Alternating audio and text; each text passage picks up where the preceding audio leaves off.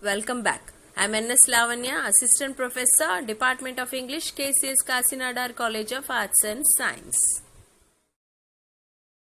Let's look at the summary of Caesar and Cleopatra by George Bernard Shaw.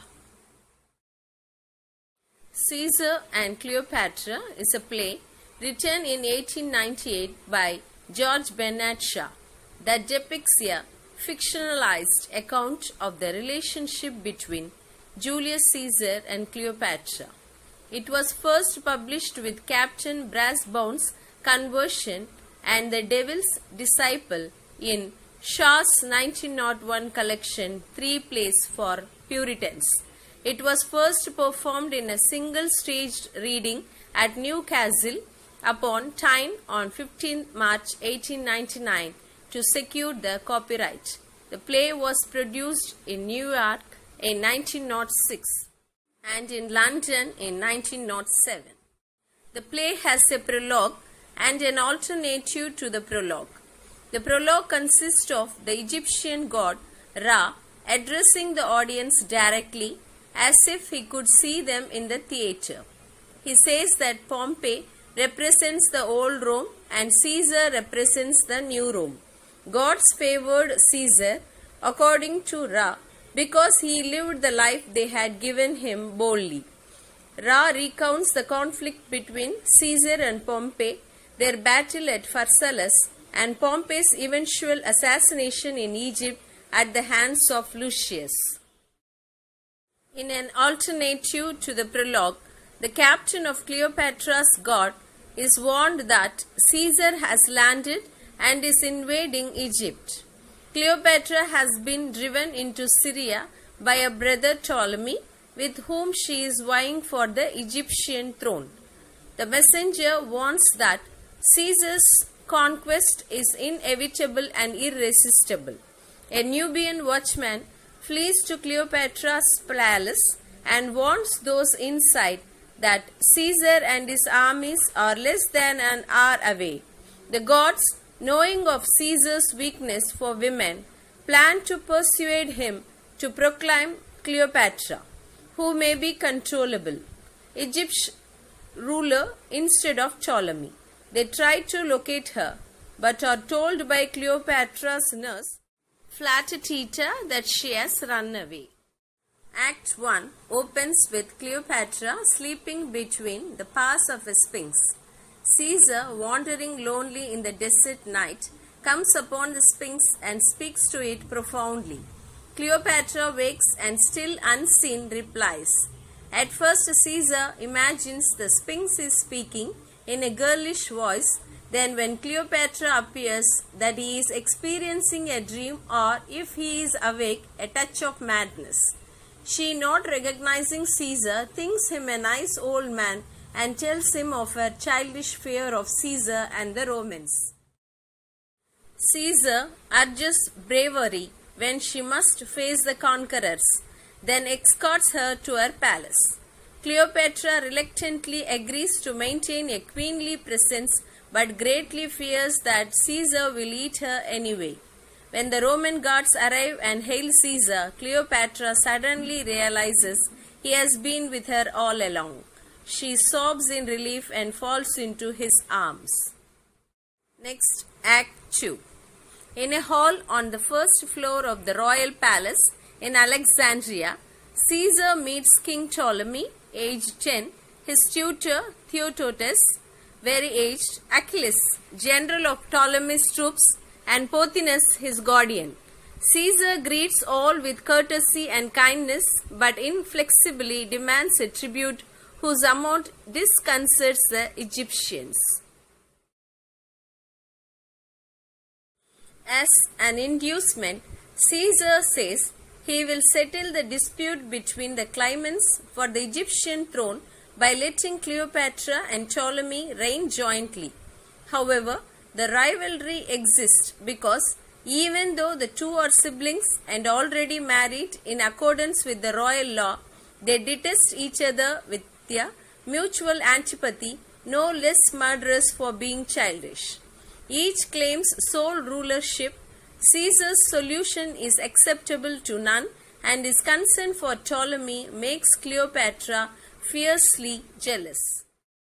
The conference deteriorates into a dispute with the Egyptians threatening military action. Caesar, with 2 legions, 3,000 soldiers and 1,000 horsemen, has no fear of the Egyptian army, but learns Achilles also commands a Roman army of occupation left after a previous Roman incursion which could overwhelm his relatively small contingent.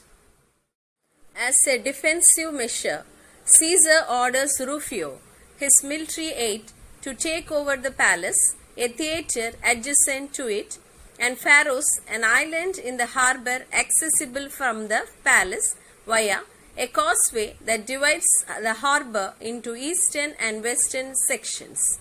From Pharos, which has a defensible lighthouse at its eastmost tip, those of Caesar's ships anchored on the east side of the harbour can return to Rome. His ships on the west side are to be burnt at once. Britannicus, Caesar's secretary, proclaims the king and courtiers prisoners of war, but Caesar, to the dismay of Rufio, allows the captives to depart. Only Cleopatra, fearing Ptolemy's associates and Pothinus, choose to remain with Caesar. All others depart. Caesar, intent on developing his strategy, tries to dismiss all other matters but is interrupted by Cleopatra's nagging for attention. He indulges her briefly while she speaks amorously of Mark Antony, who restored her father to his throne when she was 12 years old.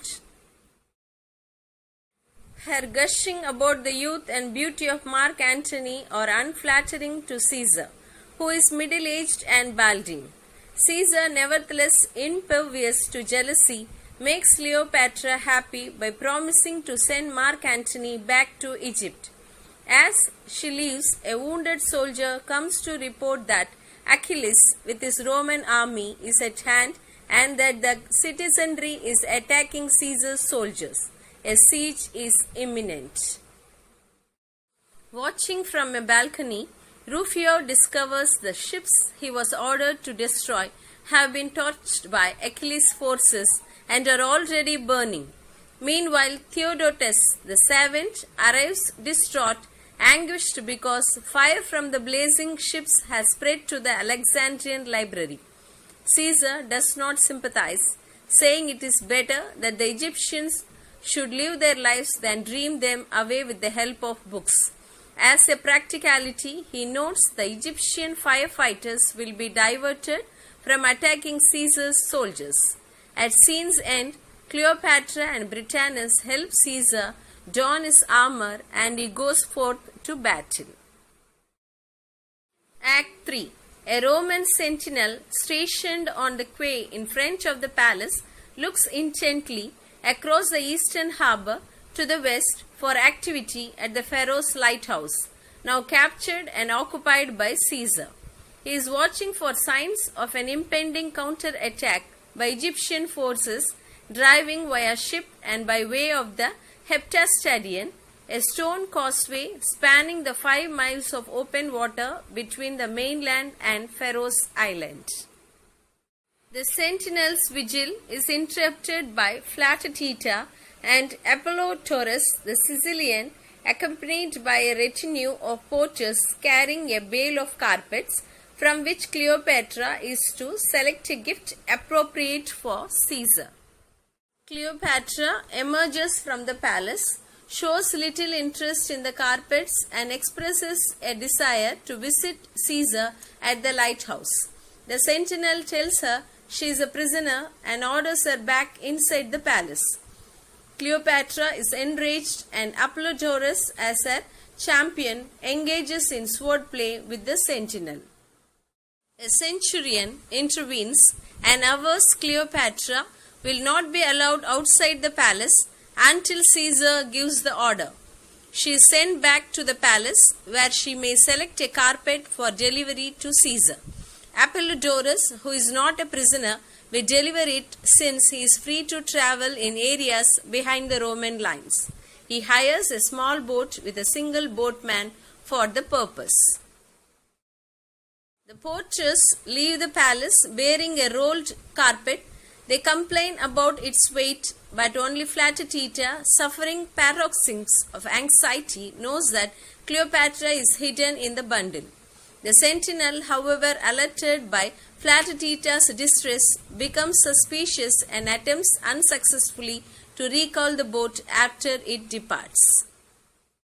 Meanwhile, Rufio, eating dates and resting after the day's battle, hears Caesar speaking somberly of his personal misgivings and predicting they will lose the battle because age has rendered him inept.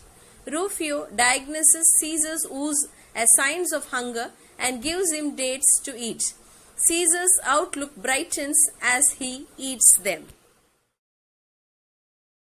He is himself again when Britannicus exultantly approaches bearing a heavy bag containing incriminating letters that have passed between Pompey's associates and their army, now occupying Egypt.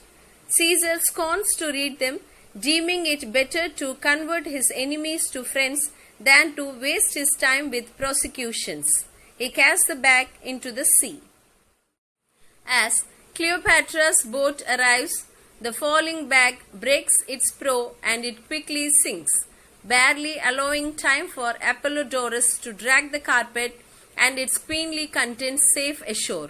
Caesar unrolls the carpet and discovers Cleopatra, who is distressed because of the rigors of her journey, and even more so when she finds Caesar too preoccupied with military matters to accord her much attention. Matters worsen when Britannicus, who has been observing the movements of the Egyptian army, reports that the enemy now controls the causeway and is also approaching across the island. Swimming to a Roman ship in the eastern harbor becomes the sole possibility for escape. Apollodorus dives in readily and Caesar follows, after privately instructing Rufio and Britannicus to toss Cleopatra into the water so she can hang on while he swims to safety. They do so with great relish, she screaming mightily. Then Rufio takes the plunge. Britannicus cannot swim, so he is instructed to defend himself as well as possible until a rescue can be arranged. A friendly craft soon rescues all the swimmers. Act 4. 6 months elapse with Romans and Cleopatra besieged in the palace in Alexandria.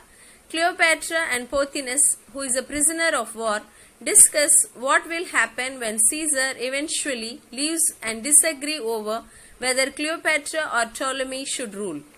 They part, Cleopatra to be hostess at a feast prepared for Caesar and his lieutenants, and Pothinus to tell Caesar that Cleopatra is a traitress who is only using Caesar to help her gain the Egyptian throne. Caesar considers that a natural motive and is not offended. But Cleopatra is enraged at Pothinus' allegation and secretly orders her nurse, Flatatita, to kill him. At the feast, the mood is considerably restrained by Caesar's ascetic preference for simple fare and barley water versus exotic foods and wines. However, conversation grows lively when world-weary Caesar suggests to Cleopatra they both leave political life, search out the Nile source and a city there. Cleopatra enthusiastically agrees and, to name the city, seeks help from the god of the Nile, who is her favorite god. The festivities are interrupted by a scream followed by a thud. Pothinus has been murdered and his body thrown from the roof down to the beach. The besieging Egyptians, both army and civilian, are enraged by the killing of Pothinus, who was a popular hero, and they begin to storm the palace. Cleopatra claims responsibility for the slaying, and Caesar reproaches her for taking short-sighted vengeance, pointing out that his clemency towards Pothinus and the other prisoners has kept the enemy at bay. Doom seems inevitable, but then they learn that reinforcements commanded by Mithridates of Pergamos have engaged the Egyptian army. With the threat diminished, Caesar draws up a battle plan and leaves to speak to the troops. Meanwhile, Rufio realizes Flatatita was Pothinus' killer, so he kills her in turn. Cleopatra, left alone and utterly forlorn, discovers the bloodied body concealed behind a curtain. Act 5 is an epilogue. Amidst great pomp and ceremony, Caesar prepares to leave for Rome. His forces have swept Ptolemy's armies into the Nile, and Ptolemy himself was drowned when his barge sank. Caesar appoints Rufio governor of the province and considers freedom for Prytanis, who declines the offer in favor of remaining Caesar's servant. A conversation ensues that foreshadows Caesar's eventual assassination. As the gangplank is being extended from the quay to Caesar's ship, Cleopatra, dressed in mourning for her nurse, arrives. She accuses Rufio of murdering Flatatita. Rufio admits the slaying but says it was not for the sake of punishment, revenge or justice. He killed her without malice because she was a potential menace. Caesar approves the execution because it was not influenced by spurious moralism. Cleopatra remains unforgiving until Caesar renews his promise to send Mark Antony to Egypt. That renders her ecstatic as the ship starts moving out to sea. Thus, the end of the summary. Thanks for watching. We meet again next time with another interesting topic.